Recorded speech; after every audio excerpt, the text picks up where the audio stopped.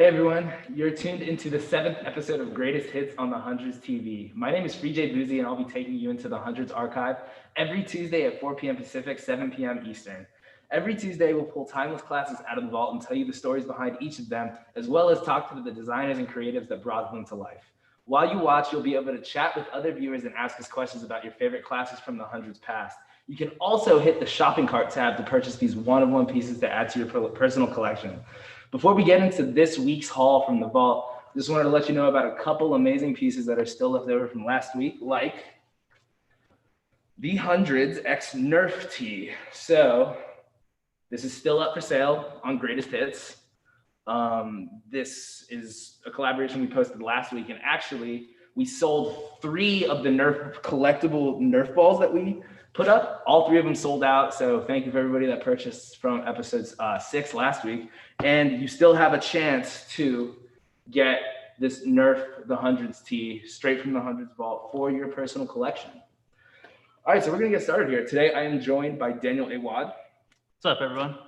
Daniel, what's poppin', man? How are you? I'm doing good, man. Glad to be on here. Yeah, for sure. So, Daniel, why don't you tell us a little bit about yourself? What are you doing here? What do you do at the Hundreds? Sure. So I help out with customer service, but I also do a little bit of the background work with Greatest Hits. I help Justin here with curating some of these pieces. It's a bit of a process trying to find some heaters, but we do have plenty. And I must say the Nerf t-shirt in itself is one that you definitely won't find anywhere else. It was not brought up online, so now it's pretty much your only chance to get it. So the Nerf tee was just like the Nerf balls. They were only brought to the 4 stores at the time: Santa Monica, Rosewood, New York, and SF. So you could, this was the only in-store exclusive. And now for the first time ever, you can purchase this online as part of the Hundreds Greatest Hits collection. So yeah, like Daniel was saying, he's been helping me. We've been kind of teaming up on all the curation and stuff, but how long have you been into the Hundreds, man? Like, When was your first time like experiencing the brand? Like, how did you kind of even get into streetwear? I want to say middle school was definitely the starting point, which was funny because I was actually wearing uniform at the time, but we had the opportunity to wear what was called free dress days once a week. So friends of mine would be coming in, you know, the typical Fairfax streetwear type of stuff. So, you know, you had your Crooks and Castles fans, you had your Diamond fans, and obviously the Hundreds was a big one too. So were those like the 3 main ones in LA back then? Definitely. So we had, what did you say? We had Crooks, we had Diamond, we had the Hundreds. And the Hundreds, yeah. And also it's really interesting because in terms of real estate, like all of those stores were like so close, they still are, like so close together, which of course, like the Hundreds is all about community and whatnot. So just kind of connecting the dots between 3 powerhouse, very, very influential early streetwear brands, just kind of all being on the same block and like creating that connectivity. And that's yeah, for sure. That definitely drew me to the Hundreds is the ability to speak with what you're wearing, is the message that the product carries and the conversation that it pulls from that sort of interaction. Okay, so we're talking about conversations. Let's get into this week's batch, episode 7. So the cool thing about Greatest Hits, this is a live shopping online experience. So this is a brand retrospective. Every week we go into the archive, pull some pieces out of the archive from the Hundreds' very rich 17-year-long history, and then we re-showcase them for you to look at. We create narratives and stories behind the inspiration of the product. So starting with this week, we have pulled from 2017 the Jackson Pollock Moderna chair. So a couple really great things. So this is an Eames design. Eames is a mid-century modern style. Eames was a designer, and this is a mid-century modern fiberglass style of chair. So what's really cool is, you know, I think this is kind of, if you go back to the first Complex Con, right? I would say that was like the really big beginning of streetwear home goods. Yeah. You know what I mean? Of course. So, you know, streetwear people are collectors naturally, Big right? time. And so when you kind of get into, okay, we're in the street space, but now I'm bringing this love for streetwear back into the home. So this kind of represents like streetwear infiltrating the home. So if you go back to Complex Con, when Murakami was doing all of those pillows and stuff and whatnot, I feel like that was like the first intro to like, all right, like our closet and all of our fits are pieced out. Like now let's get the living room popping. You know what I mean? So what's really cool about Moderna is they are a Los Angeles based furniture company, right? They actually make day beds too, very similar to the one you're sitting on. The one of one Kenny Sharp couch. Very comfy, by the way. Very comfy, by the way, right? I nap on it all the time. No, I'm just kidding. So yeah, this is the Jackson Pollock Moderna chair. A few things that are really cool about this. So this was in collaboration with the Jackson Pollock estate, right? And so a few things about the design. Jackson Pollock is really, really well known for his drip style painting, right? So the founder, Bobby Hundreds, chief creative officer and one of the founders of the Hundreds, he is Ben and Bobby are huge art lovers. And so talking about the inspiration and design process behind this piece, Bobby's first interaction with drip painting came from kindergarten. So he was interacting with his teacher, his teacher showing him, when you do this sort of drip painting, you're not actually touching the canvas, you're dripping the paint, right? And so Bobby found it very inspirational that you could create a medium of painting without actually touching the paper. So that was Bobby's first interaction and love of Jackson Pollock. His second one being the Ed Harris biopic about Jackson Pollock from 2000. Wow. Very, very good movie. Ed Harris is an amazing actor. He's the guy from Westworld, if anybody watches that. Love that show. And so what's really, really cool about this is this drip pattern is actually not from an actual piece of art that he did. This is not like something that's in a museum. It's not copied from that. This is a part of this is a photograph of the floor in his studio. So there's a couple things you can connect there, right? So it's not necessarily like a canvas that he was working on. It's not something that was supposed to be sold. This was just like the natural process. This was the natural runoff process of his creative drip painting process. So it's really cool how then they reformatted it and digitalized it to put on this Moderna chair. Another cool thing about Moderna chairs, they're made out of fiberglass. So the way they do this, they create these layers and layers and layers of fiberglass, and then they press it together, similar to plying a skateboard together. And then that creates this, the Eames frame. Another really cool thing about this, so this isn't the actual exact product that is for sale. The original product is still in its original packaging, and we didn't want to take it out and assemble it to kind of decrease the value. So the Jackson Pollock chair that we are selling is completely intact. It's completely boxed up, ready for brand new unboxing. What's cool about this is every single chair is numbered. And so this is actually straight from Ben Hundred's vault. So this is number 2 of 200. So Ben Hundreds clearly has chairs number 1 and 2 naturally. Yeah, because not only is he the first greatest person ever, he's the second greatest person ever too. So he gets chair 1 and 2. Yeah. So yeah, so this is there's also been like a lot of different rips. Like Bape did a chair and dropped it at Complex Con, right? I think it was actually the same year as this. It might have been around the same time, 2017. And so yeah, it's really cool. So this is straight from the Jackson Pollock estate in collaboration with the Jackson Pollock estate. So you can get one of this crazy influential piece of fine art for your home. One other really cool thing about Jackson Pollock is this is such an influential style of art and painting. But what's really crazy is he only did this style for about 3 years of his career. I had no idea. So he had, a full life of painting, a full life of art. Yeah. And he tragically died in a car accident, which is how Jackson Pollock passed away. Right. But it's crazy how he made such an influence and impact on the art world with really only 3 years of this technical discipline. Right. So what we also have to pair with that, you want to grab the Sure. And so both of these pieces are from the same capsule collection. This is the canvas painter's jacket. Pretty standard, you know what I mean? It's like, what's also cool is we take, again, the same concept of Jackson Pollock's floor. And then yeah, it's prints on the inside too. This is actually one of those pieces that you got the swag, you can rock it inside or out. Yeah, chore jackets are really in right now, and this is a really cool For version. me, it's just like the workwear stylistically is really where it's at. Definitely. And especially like it plays in a role in my lifestyle where it's just like I need clothes that you can work in and get a little Versatility. Versatility. I'm all You know what I for mean? it. I can't do the nice fabrics. I just rip right through them, like, literally. You know what I mean?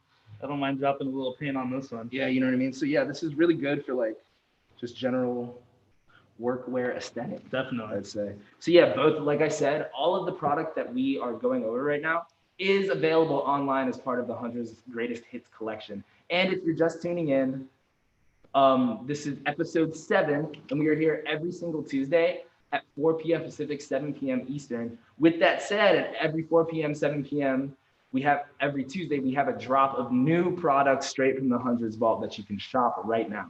The whole bottom row gone.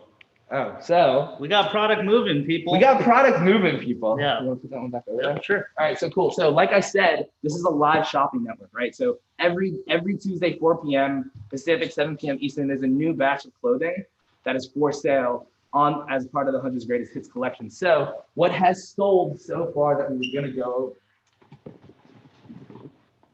Let's talk about. You got something to say about Yeah, this one? let's go with these two. Let's go with these two. So this is the Jerky tee. So what's really significant about that is, let's paint a picture, right? 1970, Los Angeles, coming out of the hippie movement, 1969, right? Yep. There's a lot of youth that could not connect with the hippie movement, the love. There was a lot of anger in adolescence in Los Angeles. They didn't know how to necessarily project it correctly. So Right. one big movement out of that, and out of a reaction of kind of being confined by your societal structures, so to say, was punk rock. Okay. So when you think about Los Angeles punk rock, you generally think of one band, right? And it's Black Flag. Okay, so Black Flag, if you haven't checked out Black Flag, first of all, what are you doing with your life?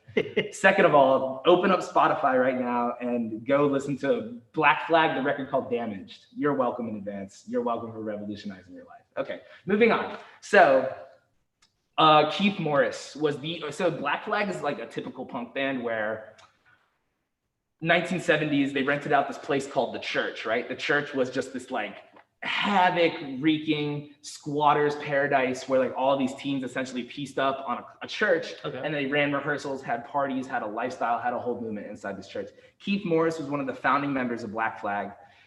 He ended up recording one record with them in 1970, ended up quitting in 1971. Then the lead singer of Black Flag was replaced by one of their friends.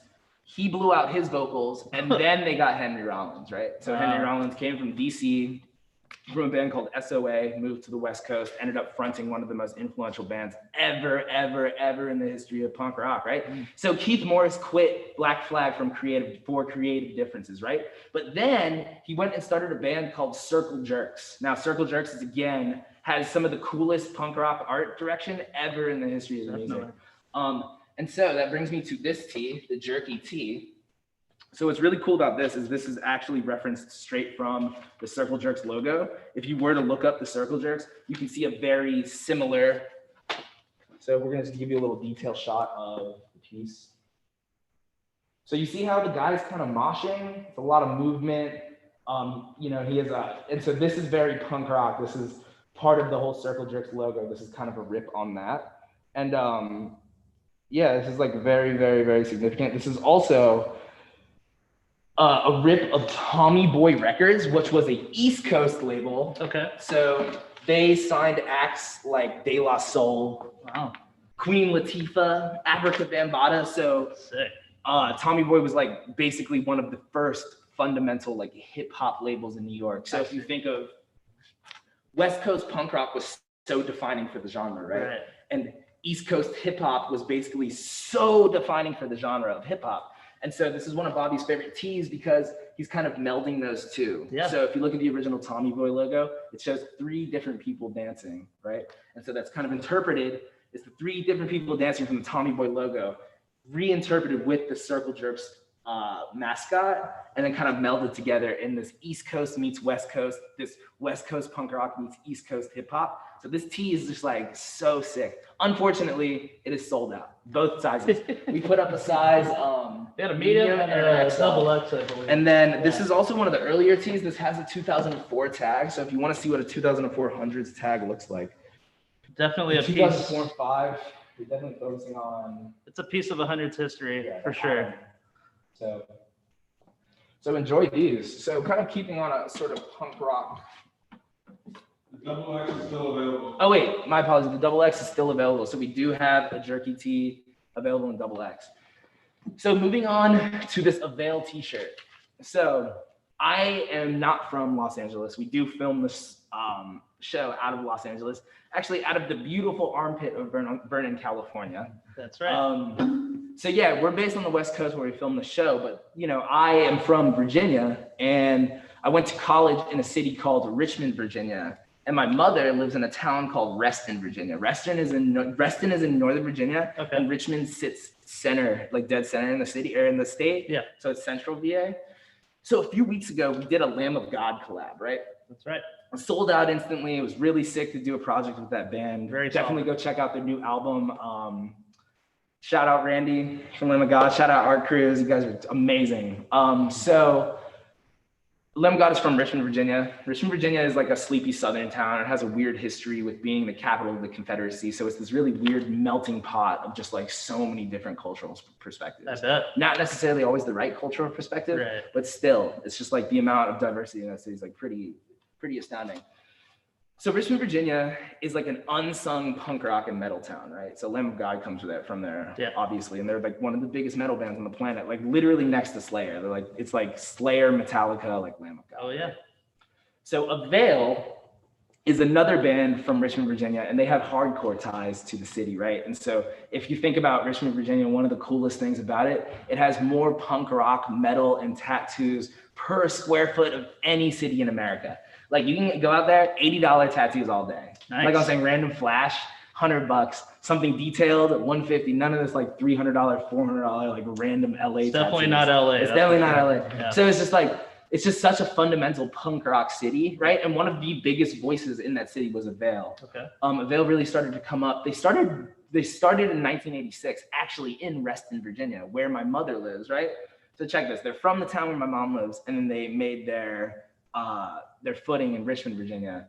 And yeah, so I like heavily connect because they function out of the two places I'm from, Yeah. right? So Bobby actually is wearing an OG Avail I t-shirt, saw that, right? yeah, and so it's yeah. kind of funny because we have this piece featured today. So this was a piece that they did in collaboration with the Hundreds, and it's it says living wage now. Unity, solidarity, community, fight poverty. So a couple really cool things about this design. This is actually a photo of Bobby's hand. And this was one of the reasons Bobby got into activism as a kid was Avail. And then they had, at every show, they had ARA booths to kind of have activism and community engagement in terms of like a political front at their shows, which that actually is what turned into Antifa. Wow. So Avail has just like a very, very like strong tradition in like community activism and stuff. So that's kind of like where the Hundreds narrative connects, because Bobby's like super into that stuff and super about bridging the gap between community and also talking about community issues and community engagement. Definitely. So this is like a total grail piece. I was actually hesitant to put this one up because I just kind of wanted to like have it for myself. Yeah. But this piece has a new home. So thank you for everybody. And if you're just joining us, for the 7th episode of Greatest Hits. We're here every Tuesday at 4 p.m.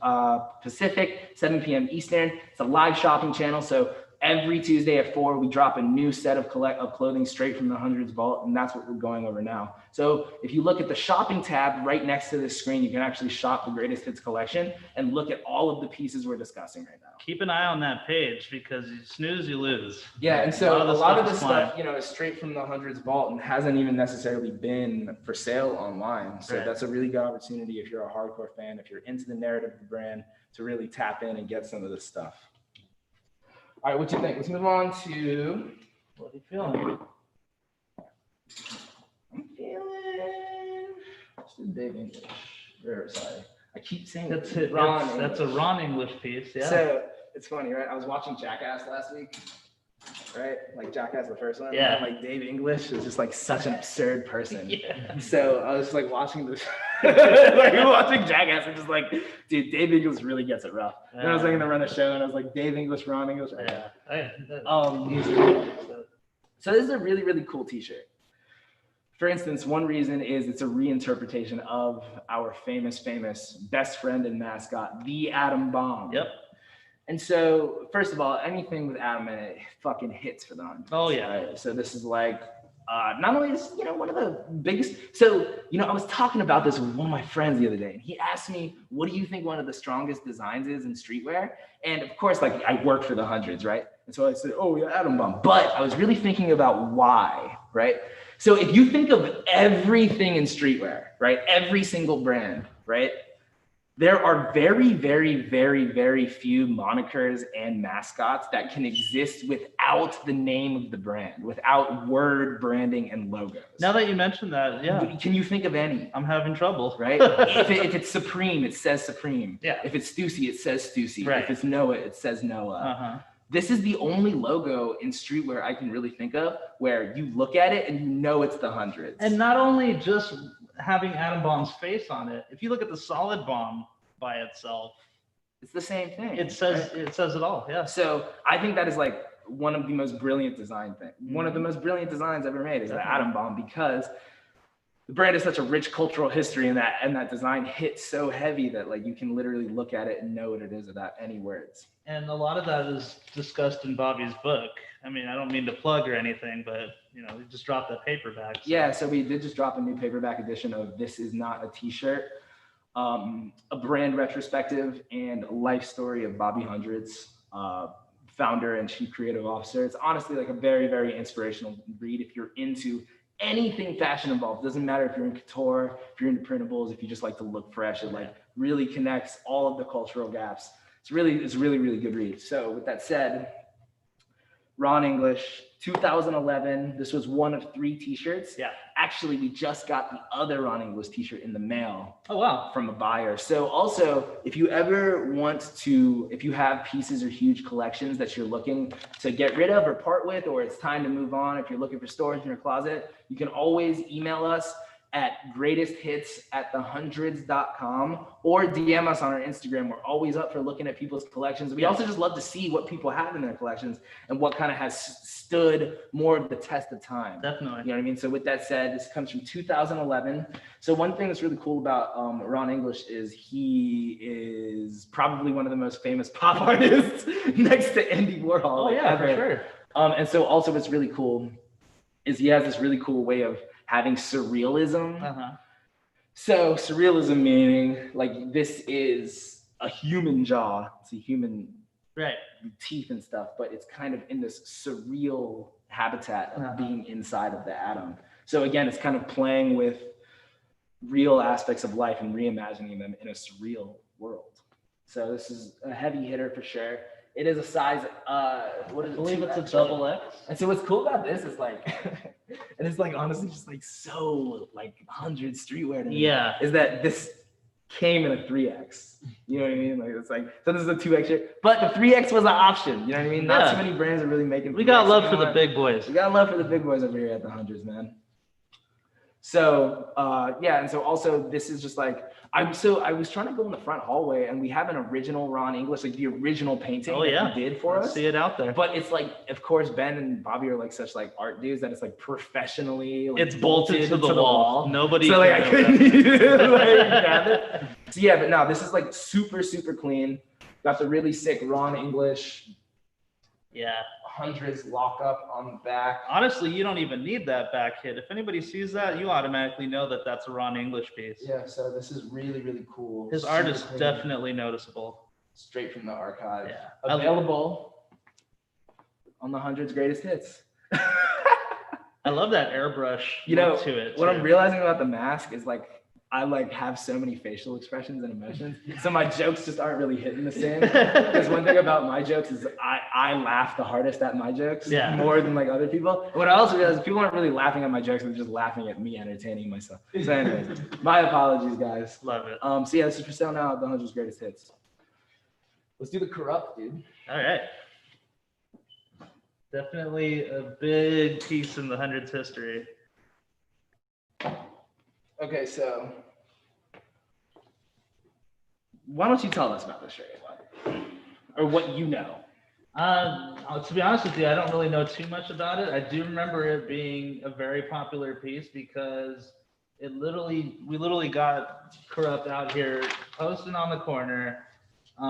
This was back when Rosewood was actually really on Rosewood. We're literally on the corner of Fairfax and Rosewood now. But this was definitely a strong photo to have been taken. He has a shirt that's pretty rare on. So yeah, let's talk about that shirt. So we've done the Atom graphic in many, many different capacities over the years at the Hundreds, but there is one Atom style that is basically the unicorn of the brand. So the front-facing Atom, no hit on the back, no crest, nothing, was a friends and family t-shirt that was only given to people selected personally by Ben and Bobby. It was never in a store. Yep. It was never even put online. It was literally just like some out of the trunk shit where, oh, the homie, you are now blessed with the Atom tee. Mm-hmm. Actually, I wore the Atom tee for the first episode of Greatest Hits. They were like, where the fuck did you get that? I didn't give that to you. It's like, yo, chill, man. I got it. That's all that's important. All right. Yeah. So yeah, just a little bit about Corrupt. Corrupt is basically like the Gary Payton of hip hop. Right? Okay. So he's led teams to the finals. Yes. He's never gotten a ring himself. He's still one of the most legendary people to really help the team by any means necessary, right? So if you go back to like 96, he was part of Death Row Records, and he was part of the Dog Pound, right? And so that's like so West Coast, so 90s, you know what I mean? And so like, again, with that like hometown hero mentality. Yeah. So Corrupt was actually born in Philly, then moved to Hawthorne when he was like 16, I'm pretty sure. Wow. And then from Hawthorne, he moved to Crenshaw, right? Okay. So yeah, he came up in the West Coast hip hop scene, just kind of like got his footing. And so it's really cool that like, again, the Hundreds is completely about storytelling. That's what the entire brand is founded on.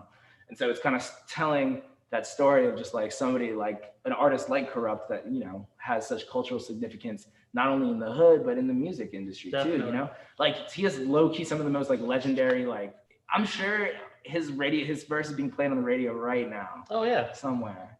You know what I mean? So that's really cool. So a few things about the photo. Again, he has the friends and family black Atom on, very, very rare. Yes. Right in front of Rosewood, at the corner of Rosewood and Fairfax. What's another really cool thing about this tee is if you fast forward to 2019, when we did the Osiris D3 collab. Oh yeah, that's right. Right? So we shot Fred Durst. So here's, in my opinion, how the Osiris thing really, really happened, right? And so Bryce Waller and me, our marketing coordinator, we were watching 99 Woodstock set, right? Okay. 99 Woodstock, if you've never seen that and you're like younger or whatever, 1999 Woodstock was, no festival will ever go down like that. People ended up rioting and burning down the whole festival because of Limp Bizkit. But what was Fred Durst wearing on his feet? He was wearing D motherfucking threes. Yeah. Osiris, right? Chunky shoes. The chunky joints. Yep. So Bryce, you know, he's just like, all right, we're gonna work on this Osiris collab. Who should we get? It's like, yo, Fred Durst already wore the joints in 99. Let's just get Fred. And so it was so funny. I remember our editorial director, Duke, Andrew London, my guy.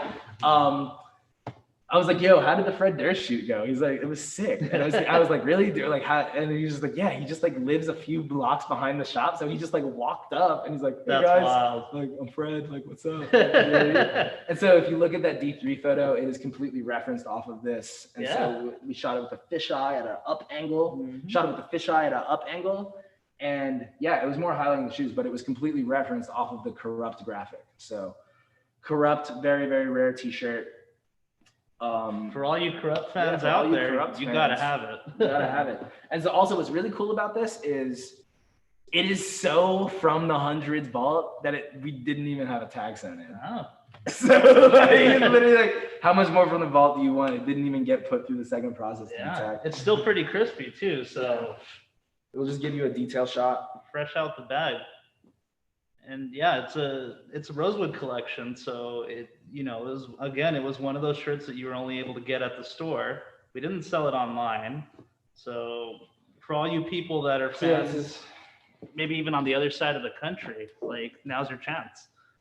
this is the only it's available now. And this is the first time we as a brand have ever had it online. Yeah. You can copy it like if you search for it enough, maybe. Yeah. But eBay, maybe? now, I don't know. and also like this is not fake because it's from The Office. That's the whole thing about like authenticity. Yep. The other Jerky shirt. So Other Jerky shirts sold. Thank you very much for shopping with the 100's Yeah. Greatest Hits. Again, if you're just joining us, this is the 100's Greatest Hits, a brand retrospective about the 100's where every week we dig into the 100's archive, pull it out of the vault, put it on sale for y'all. So yeah.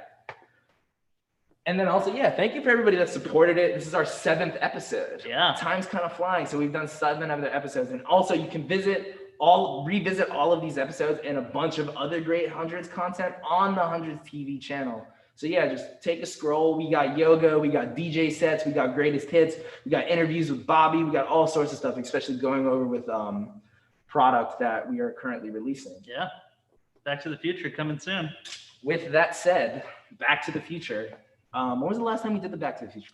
5 years ago, right? Yeah. It So was for their 2015. anniversary, the more recent anniversary for Of the Back to movie, right? Future. Yeah. Okay. So we're doing Back to the 100's 2 drops tomorrow on network, Wednesday on community. Tomorrow's Wednesday. So it's Today on the network, Tomorrow on community. And then also, just if the real fans are here, if you're ever having trouble buying product and you're like, oh shit, everything's selling out from the 100's, I can't get the pieces that you want, hit up community. Why don't you just tell them a little bit about community? Because there's not many, like, besides Bobby, like there hasn't really been like, let's hear from you. Let's hear from you. Community is Bobby's way of being able to communicate with the community. He's provided his phone number in his talks pretty recently, and if you reach out to him on there, you can get advice. You can talk to him and ask him how his day's going. You can really get personal with him, and he will text you back. But specifically for product and new releases coming out, if you're one of the lucky few that reaches out to him in time, he might give you an early release link, and that will give you the opportunity to get first dibs on some of the stuff that's coming out. So if you're one of those people that needs to get it. So Back to the Future drops tomorrow. When should they hop on community and text Bobby? Text Bobby ASAP. Say, yo, Bobby, I need that new stuff. I need it, Bobby. I need the Back to the Future too. Yes. Back to the 100's too. But no, it's honestly been a really, really great project to work with all of those licenses and all of that great content and stories. And it's like one of the best trilogies basically ever made. Oh, yeah. You know what I mean? Definitely. So yeah, Wednesday. Stay tuned. With that, we're going to move on to 2 pieces that have sold, but we wanted to tell you about them anyways. Yeah. First of all, Guns N' Roses. Love Guns N' Roses. Sweet Child of Mine. Woo! Welcome to the Jungle. Axl Rose just being a badass. Duff McKagan, one of the greatest bass players ever. The Slash, one of the only convincing Les Paul players in metal. I don't even give a fuck, Zach Wilde. I don't even care. Nah, but for real, like Guns N' Roses, if you look at like Los Angeles, right? Man, honestly, like the historical eras you could go back to, but if you could go back in time, Back to the Future. No, but honestly, like 3 places I'd really, really want to see, starting New York, Reconstruction America after the Civil War, right? Okay. 60s Sunset Strip, right? Oh yeah. But also 80s Sunset Strip, right? God. So I just like have such nostalgia and just so much curiosity of like what the fucking 80s metal scene was like. Imagine what like the Whiskey A Go Go was like. You know what I mean? Just like a legendary, like legend has it, like Motley Crue lived up like right up the road from there and all this stuff. So at the time, Guns N' Roses hit the music scene like a bomb. Yep. This is also pre-grunge, you know what I mean? And one thing that's really cool about Guns N' Roses is their style, they were like in hair metal, you know what I mean? They were like in the hair metal era. But they kind of took more of a punk grunge approach to it stylistically, right? Like they still have leather pants on and shit, but the accessories and everything, they kind of got a little farther away from like the hair metal bondage vibe and a little more into grunge. Okay. So a lot of stylistically, if you look at like old Axl Rose and Slash photos, like those dudes are kidded aesthetically, kidded, right? And so, of course, like it being like an 80s band and whatnot, like Ben, Bobby, and John Hundreds especially, they all came up on this music. So Yeah. this is the Hundreds interpretation of Guns N' Roses. What's this album called again? I think we just called it the Guns N' Roses. Just Guns N' Roses. Yeah. Cool. Awesome. Yeah. So yeah, this is unfortunately has sold. But again, with all of these pieces, they always drop 4 p.m. Pacific, 7 p.m. Eastern. Every single Tuesday, we have new products straight from the Hundreds Vault for your personal collection. So a few weeks ago, was it episode 1? It might have been. Episode 1, we put out the 2 cans tea. And so just kind of backtracking a little bit, Andy Warhol was a popular artist that was very, very relevant and prevalent in the 60s and 70s. And so when you think about the term pop art, or if you think about pop music, pop anything, it means popular, right? Easily digestible, easily accessible. And so when you're talking about pop art, Andy Warhol, what he was doing was taking perspectives and things that we see in life daily, right? So for instance, a Campbell's soup can that was a couple cents at any convenience store in New York anyways, right? Can you imagine how many broke artists and musicians and creators were living off of Campbell's soup in the 70s? I know, right? Probably countless, right? So Andy Warhol started getting into print making, which is kind of like at the time was like taboo because it's like you have people like Pollock, right? Jackson Pollock that are creating these crazy Jackson Pollock chair for sale on Greatest Hits now. So people like Jackson Pollock that were creating these really, really big, almost like improvisational pieces, right? Andy Warhol was like, you know what? I want to make something accessible, so accessible it's almost going to be considered not art. Yeah, and it literally like it offended artists. It offended artists that people could take such a simple, you know, medium and that it could connect to so many people. You know, there's an old joke about like rock musicians and jazz musicians. I think it kind of plays both ways. So, or a jazz musician plays 1 million chords for 3 people. A rock musician plays 3 chords for 1 million people, right? Wow. I think that can be transferred to this, where it's just like something as accessible as a Campbell's soup can is more accessible and can connect to much more people than, say, a crazy Renaissance portrait of like some woman on a hilltop with the sun. It's just like easier to connect to, you know? Right. It's about like popularizing daily occurrences, you know what I mean? And kind of putting a fine art twist on that. So cans has 2 on them. This is 9 cans, all kind of reinterpreted and different. And so what's really cool about this, you know, you got like a can of worms, graffiti with the money sign, you got an R2D. I love the R2D2. Yeah, that's fine. This is actually, these are the cans from the actual. The original, yeah. So the actual 2 original cans are this one and this one. The naked can. So it's all different interpretations of the can. And also what's really, really sneaky is how they took the label off the can and replaced it with like an OG Hundreds like palm tree. And the like font script. is like right there. It's like, and it's cool because like, nailed it. Because they changed out the bomb for the Campbell soup can and then California Culture Rosewood. So we'll give you a detailed shot of this as well. This particular shirt was released as part of their 5-year anniversary. So that would have been 2008. Yeah. And so during that 5 years, hold up.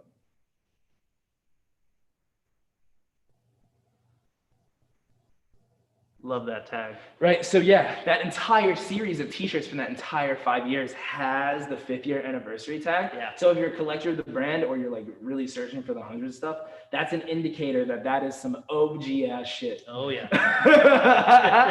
Which is like really great. So yeah, again, this shirt has sold on Greatest Hits. And again, you can always check back Tuesday, 4 p.m., 7 p.m. Eastern, and we drop new products every single week. A lot of good stuff today. A lot of good stuff. And so, yeah, again, I guess we're fully wrapped now. I like that shirt you're wearing. Oh, so let me tell you about this shirt. So what's really cool about this shirt, Ben Hundreds comes to me. He's like, Justin! He's like yelling down the hallway. I'm like, Ben! He's like, come here. I'm like, all right, cool. So I pull up to his office and he's like, yo, Fu just found, our warehouse coordinator, Fu Lamb, one of the hardest working men ever. He's my best friend. So Fu found this palette of clothing. He's like, yo, like I think we found some heat for greatest hits, etc. And we open it up and it's all just dummy fire Grateful Dead stuff from the Grateful Dead collab. Yeah, man. Do you remember how many years ago that was? Oof. It was right around the time that we came out with the San Francisco store, if I'm not mistaken. Okay, cool. So yeah, Grateful Dead is like one of the most significant bands in the history of music. I love tie-dye. Yeah. I'm a fucking heady dude. I'm enlightened. I'm with the culture. Yeah. You know? And but yeah, so we started going through this box and it's like all really, really great stuff. So you can expect pieces like this and other great stuff in the future. With that said, we are gonna sign out today for Greatest Hits. First of all, I wanted to thank everybody who has either shopped, watched, or browsed with us, either if it was episode 1 or episode 7. We truly appreciate the support and we truly love telling you these stories. And you can check us out here Tuesday at 4 p.m. every single week. You can check us out on the Hundreds TV. You can hit the app or the online shop to get your hands on any of these Greatest Hits pieces you saw featured on the show. Thank you, Daniel, for coming in. Anytime. Hanging out with us. We'd love to have you back. It's great to hear your perspectives on all the stories. Especially since, like, you know, it's tight. It's amazing that you work here, but you were once a fan of the brand. Oh, yeah. So it's really cool to like kind of see the fan perspective of like all of these early pieces and whatnot. Definitely. Thank you to everybody on the creative team at the Hundreds, and thank you the viewers for watching. We will catch you next week. Woo!